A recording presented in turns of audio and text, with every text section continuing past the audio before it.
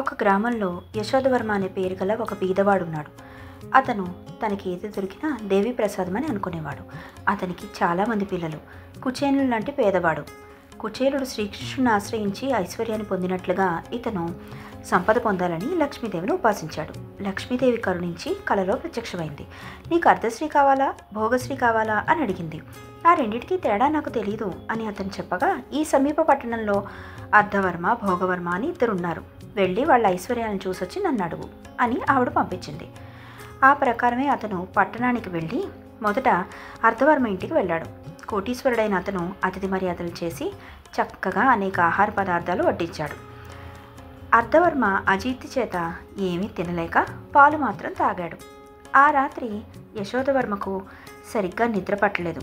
ఉలిక్కిపడి చూడగా అర్ధవర్మ కడుపు నొప్పితో బాధపడుతూ వాంతి చేసుకుంటున్నాడు. అది చూసి యశోదవర్మ ఏమైందని అడిగితే, నాకు అజీర్ణ వ్యాధి ఉంది, ఒక పూట మాత్రం తీసుకుంటాను, నీ కోసం పాలు తీసుకోవడం వల్ల అరగలేదని చెప్పాడు.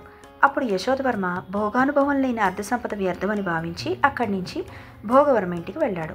భోగవర్మ అతనికి అతిథి పూజలు చేసి చక్కగా షడ్రసోపేతమైన భోజనం పెట్టించాడు. ఇద్దరూ తిన్నారు. భోగవర్మ పాలు కొంచెం ఉండడం వల్ల అతిథికిచ్చి తాను తాగకుండా పడుకున్నాడు. ఆ రోజు కూడా యశోదవర్మకు నిద్ర పట్టలేదు. అర్ధరాత్రి ఉలికిపడి చూడగా భోగవర్మ సేవకులతో పాలు కాకపోయినా నీళ్లైనా తెండి దాహంగా ఉంది అన్నాడు. అప్పుడు కొంతమంది వచ్చి, మా ఆవు సాయంకాలం దూడను చేరనివ్వలేదు, దానికి తౌడు పెట్టి ఆలస్యంగా పాలు పితికి కాచి తెచ్చాం, మన్నించండి అని చెప్పి సేరుడు పాలిచ్చి వెళ్ళిపోయారు. ఆ పాలు భోగవర్మ తాగి హాయిగా పడుకున్నాడు. మర్నాడు యశోదవర్మ నిద్రలేచి భోగవర్మ దగ్గర సెలవు తీసుకుని లక్ష్మీదేవి ఆలయానికి వెళ్ళి భోగశ్రీని కోరి భోగభాగ్యాలతో పుత్రాదులతో సుఖంగా జీవించాడు. కాబట్టి భోగానుభవం లేని ధనం వ్యర్థం.